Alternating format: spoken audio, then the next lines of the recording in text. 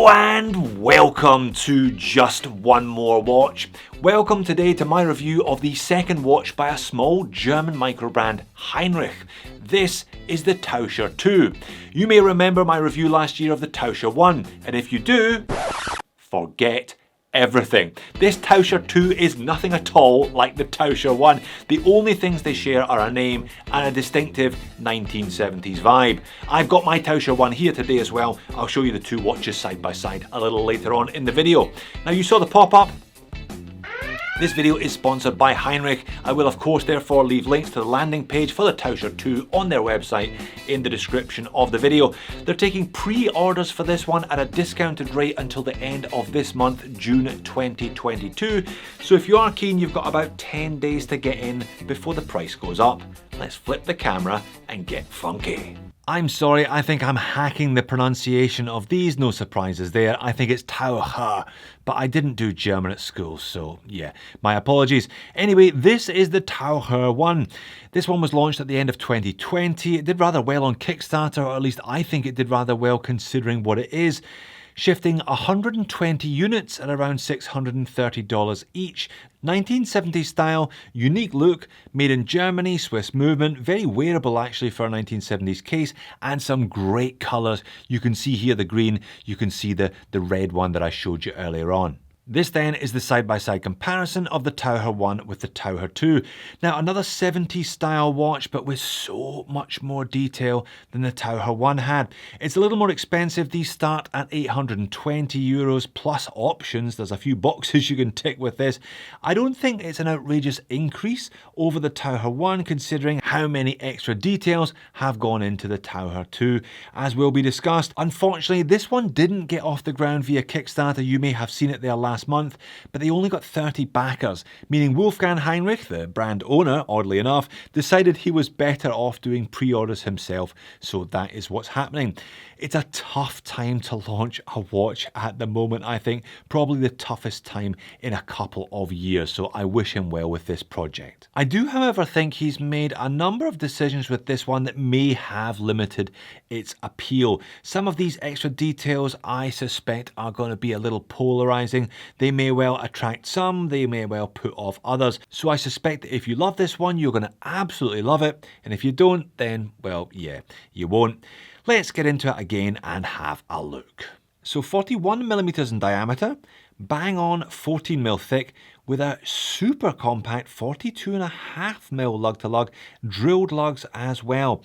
However, they've chosen a rather unusual Zenith ladder style bracelet for this. 800 videos, I have never seen one of these bracelets before. Like I said, some of the decisions I think are going to be polarizing. I'm not sure how many of you have a ladder style bracelet in your collection. If you're keen, this could be your perfect opportunity, or perhaps it's just going to be a little bit too much for some people. As a consequence of this bracelet, it does rather puff out with those first links, the end links here, which are rather static at this point in time. They're going to angle them down a little further, but we're into the mid-50s here effectively. It does, however, come off. Drilled lugs as discussed, 20mm lug width. It does taper down to 17, back up to 20 at the clasp. Sized up for me, fairly chunky, 165 grams. And this is a great angle to view the Taucher 2. This is where you can see some of the details that I was referring to earlier on. I guess this is where the watch starts to justify some of the $800 they are asking. Look at that sapphire. Box dome, double domed, it's almost top hat, some great distortion from it as I'll show you later on. It's a two-piece bezel, ceramic and stainless steel brushed, never seen anything like it before. Again, I'll show you how they'd make that later on. This wave pattern is from the Taucher 1, super knurled etching in there. It's a fantastic crown, again unguarded vintage style with a paint-filled Heinrich Lion logo on the end there. Again, very grippy and lovely case finish. Very fine brushing, chamfer running end to end. Again, circular brushing to the upper surface and those drilled lugs. Very, very interesting side profile, especially when you factor in that ladder bracelet. Yeah, so the ladder bracelet, like I said, I've never seen one of these before. I have seen them on vintage Zeniths and on the modern Zenith Chrono that they launched earlier on this year. Definitely a unique look, shall we say. Great if you want to admire your arm and your arm hair whilst wearing the watch. All brushed finish. They're going to better integrate the finish of the bracelet end link and the watch for production units. Now clasp, I believe it comes with 2 clasps. This ratcheting diver's extension clasp, it does have a couple of holes of micro adjust there. That's lovely. That's the Heinrich lion logo. It's like an ancient German lion and it's paint filled, just like it is on the crown as well, and lovely perlage work on the underside there on the scissor. I have rarely seen that. I think I've only seen that a couple of times. So lots of little details on this. Some polarizing as discussed. There is actually a second clasp, I believe, going to be shipped with these as well. It is a kind of slightly smaller generic dive style clasp. Again, it does have that paint filled Heinrich lion though, only 3 holes of micro adjust. If you don't like the big bulky diver's extension clasp, this is the option for you. Now let's have a look at the bezel, because again, this is something that I have not seen anywhere else, and I must say it looks great. Not only do we have a ceramic bezel insert, we also have a stainless steel bezel insert, so you get the best of both worlds, the stainless steel having the Arabics, also having minute markers, and having the loom pip. And this is how they do it. They have a ceramic bezel sitting on the bottom, if you will, with cutouts for the stainless steel bezel, which sits on the top, if you see what I mean. Again, they're going to slightly sharpen up the tolerances for production units. Not something I've seen before, but something I am definitely interested to see again. Now, for some unknown reason, it's a 90 click bezel on the prototype that I have here. They're going to change that to 120 click on production units. Yeah, bezel action is perfectly reasonable. I think one detail that everyone will enjoy is the case back. There's a kind of stylized 1970s comic book diver versus shark there. Bit of a spec sheet around the outer edge, and it also looks like they are going to do individual serial numbers on each of these watches. Now, they are designed in Stuttgart but manufactured in Pforzheim, Germany. Sellita SW200 Elaborate grade in all of these, by the way, so you are getting a solid choice of movement for your $800. I like the dials as well. Again, real level of complexity and detail in these ones. 2-piece dials, you can see a circular brushed metal component. Now this cream one is actually a full loom dial. I'll show you it later on. It is fantastic. On the non-loomed versions, the rest of the dial is enamel covered. Again, not something you see all that often. Applied indices spanning the 2 different components of the dial, double baton at the 12, singles everywhere else, minute markers printed around the outer edge, but that box dome sapphire means you are going to get quite a bit of distortion, particularly when you view this watch at a fairly oblique angle. And that's it really close up. You can see the Heinrich logo with that lion once again printed in the top section of the center circle, Taucher and 200 meters, 660 feet printed in black beneath it. And I like the black handset on this white loom dial model. Great contrast, great legibility. There's a bevel down the middle of these and they've got a slightly rough coated texture on them. They're a good size for the concentric circular layout, and there's a lollipop tip to that second hand as well. Now, the red dial version of the watch that you've been looking at to this point is actually a little bit special because it has a meteorite center section rather than an enamel center section. Again, they're going to slightly tweak this for production units, make that meteorite slightly more noticeable. Though a meteorite dial on a 1970s watch is a little unusual, shall we say. Again, it has that circular brushed metal section, this time in red.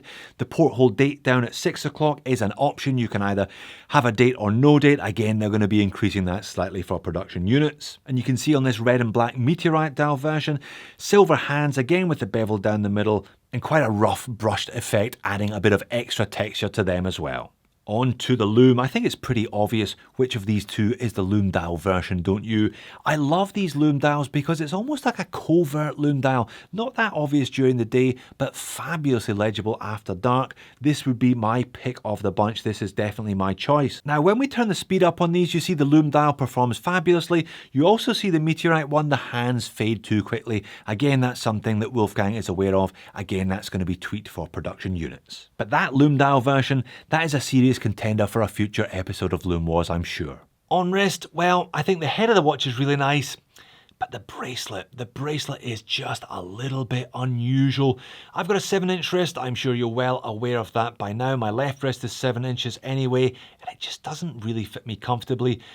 Too much overhang here because it pushes out to the mid-50s. I know they're going to tweak that slightly. Maybe it will wear better on a 7-inch wrist. When they do, I think it would be good if it did wear better on a 7-inch wrist than it currently does. I've got a 7¼ inch right wrist, and to be honest, I'd be more comfortable recommending this watch to you in its current configuration if you had a 7¼ inch wrist, or perhaps even bigger. Yeah, they need to do something about those bracelet end lengths, I think. Or just pop it on a leather strap. This cyan version is also going to be available, and yeah, it does take a strap quite nicely, 20mm lug width. Overhead legibility is pretty good, nice long indices, and I do like the black hands on this lume dial variant. Outside natural light, it is a pretty spectacular looking watch head with that dual construction of the bezel, the ceramic and the stainless steel. You've got that lovely high polish chamfer and the fantastic top hat sapphire. Plenty going on, plenty to look at. On wrist though, yeah, definitely awkward on my left wrist in this current configuration. You can see it doesn't quite conform, leaving little gaps when I look down the wrist. Perhaps they're there to match the gaps in the ladder bracelet, I'm not sure. But again, it does look slightly better on my slightly larger right wrist. Any improvements they make can only make this one wear better on all wrist sizes. Pocket shot to finish. Hey, it's a unique looking watch. No one can accuse Wolfgang of borrowing other people's designs. Like I said, I haven't seen anything that looks quite like this one.